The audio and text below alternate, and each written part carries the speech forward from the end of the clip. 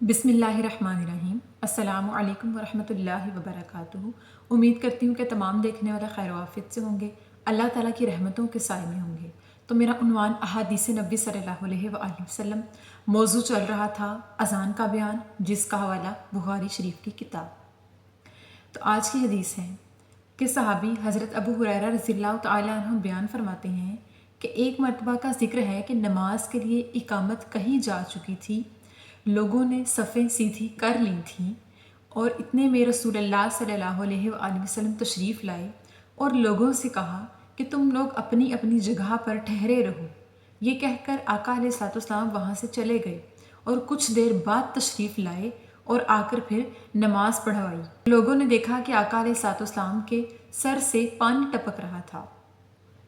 इस हदीस मुबारका की वजाहत ये कि एक मरतबा रसूलुल्लाह सल्लल्लाहु अलैहि वसल्लम जब नमाज पढ़वाने के लिए लोगों के पास तशरीफ़ लेकर गए तो लोगों से कहा कि तुम लोग अपनी जगहों पर ठहरे रहो, कुछ देर तक मैं आता हूँ। और बयान किया जाता है कि रसूलुल्लाह सल्लल्लाहु अलैहि वसल्लम उस वक्त जनाबत की हालत में थे और लोगों से सफ़े सीधी करने और अपनी अपनी जगहों पर ठहरे रहने के लिए कहा और लोगों ने ऐसा ही किया और रसूलुल्लाह सल्लल्लाहु अलैहि वसल्लम चले गए और गुस्ल फरमाकर वापस आए और आकर नमाज पढ़ाई। इस हदीस मुबारका से ये साबित हुआ कि जब अज़ान कही जा चुकी हो, इकामत यानी कही जा चुकी हो, नमाज के लिए खड़े होने का हुक्म दे दिया हो और इमाम के इशारे पर लोग अपनी सफ़ें सीधी करने लग जाएं और उस वक्त अगर इमाम किसी ज़रूरत के वक्त अपनी जगह से कुछ देर के लिए हट जाए तो ऐसा करना इमाम के लिए जायज़ है, क्योंकि रसूलुल्लाह सल्लल्लाहु अलैहि वसल्लम ने इस वाक़े में ऐसा किया। क्योंकि जैसे ही अज़ान होती है लोग इकामत के लिए खड़े हो जाते हैं, लोग नमाज के लिए दौड़ पड़ते हैं और सफ़े दुरुस्त करने लग जाते हैं। इसी तरह हुआ कि जब अज़ान दे दी गई, तकबीरें कह दी गईं, लोगों को मालूम हुआ कि इमाम हमारे सामने है, यानी रसूलुल्लाह सल्लल्लाहु अलैहि वसल्लम सामने मौजूद थे। चूँकि उन्होंने इमामत करवानी थी तो लोगों ने समझा कि अभी इमामत भी शुरू हो जाएगी और नमाज शुरू हो जाएगी। तो अचानक रसूलुल्लाह सल्लल्लाहु अलैहि वसल्लम ने उनसे ये कहा कि तुम लोग अपनी अपनी जगहों पर ही ठहरे रहो और सफ़ें दुरुस्त कर लो।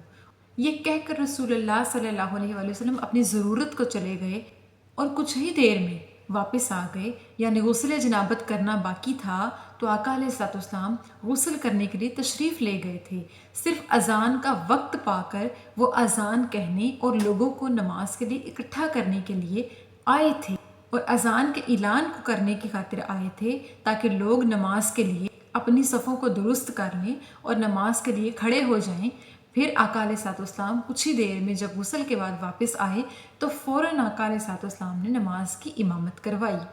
अगर हम में से कोई नमाज के लिए जब मस्जिद में जाता है और इमाम के कहने पर वो सफ़ों को दुरुस्त करके खड़ा हो जाता है और अचानक इमाम अपने किसी काम से कुछ देर के लिए किसी भी ज़रूरत के तहत इधर उधर हो जाए तो ऐसा करना उसके लिए जायज़ है और लोगों को चाहिए कि उनके कौल की पैरवी करें, क्योंकि इमाम की पैरवी करना लोगों पर वाजिब है। जैसा इमाम कहे लोगों को वैसा ही करना चाहिए। तमाम नमाजियों को, तमाम मुक्तदियों को उसी तरह से करना चाहिए जिस तरह इमाम नमाज की इमामत करवाता है, तमाम लोग इमाम की पैरवी करते हैं।